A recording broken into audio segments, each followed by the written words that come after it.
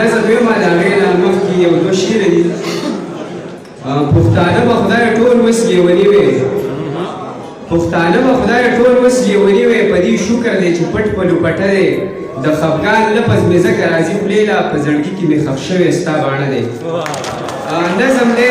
د تیر په حواله مې لیکلی دی څوک چې په تیر پسې خبرې کوي چې ستا په لاسو کې له ونګو مزه د خپل احساس سره په جنګ و مزه ولې دې خلکو زد په زد ویل دي هر چا په دیر په سیرت بد ویل دي په دې خبره چې لباس مو د خپل قام کړی دی موږ خو د هر انسان عزت او احترام کړی دی موږ په زور او په غیرت دي نازولي بچي موږ د تیر په دنګو غرونو کې لوی شوي بچي د قاب پوښتنه مې د خپل بوډا نیکه نه وکړه ورشه کشمیر کې مې د خاورو نه پوښتنه وکړه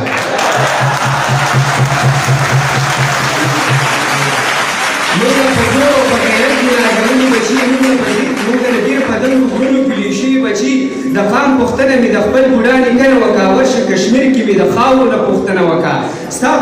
ستاسو په هره کامیابۍ مونږ خوشحالي کړې ده مونږ خو ستاسو سره هره غبرازي کړې ده بغیر له مانه به د ورور وجود ستړی ښکاري چې درسنۍ مو تصویر به دې نیمګړی ښکاري ولې د 10 روپو دپاره ماته ګوته نیسي د ډېره شرمه به د نن نه په سر ښکته نیسي بغیر له مانه به د ورور وجود ستړی ښکاري چې درسنۍ مو تصویر به دې نیمګړی ښکاري ولې د 10 روپو دپاره ماته ګوته نیسي د ډېره شرمه به د نن نه په سر ښکته نیسي د پښتنو په منځ کې ولې نه پردولې جوړې موږ هم ځپلي خاک ته ولې نور غمونه جوړې نورې ښه ډېرې خوشحالۍ او اخترونه راوړه زموږ د خاورې له د امن پیغامونه راوړه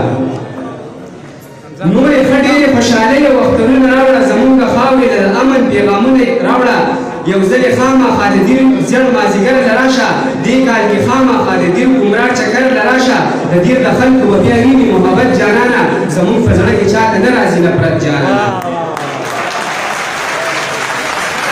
یو ځل یې خامخا د دیر زیړ مازدیګر له راشه دې کال کې خامخا د دیر ګمراه چکر له راشه د دیر د خلکو به بیا ویني محبت جانانه زموږ په زړه کې چاته نه راځي نفرت جانانه دیانه ځکه مې د هر پښتون نه دا ګیله ده دیر خو قسم دی چې د ټولو پښتنو حجره ده دیر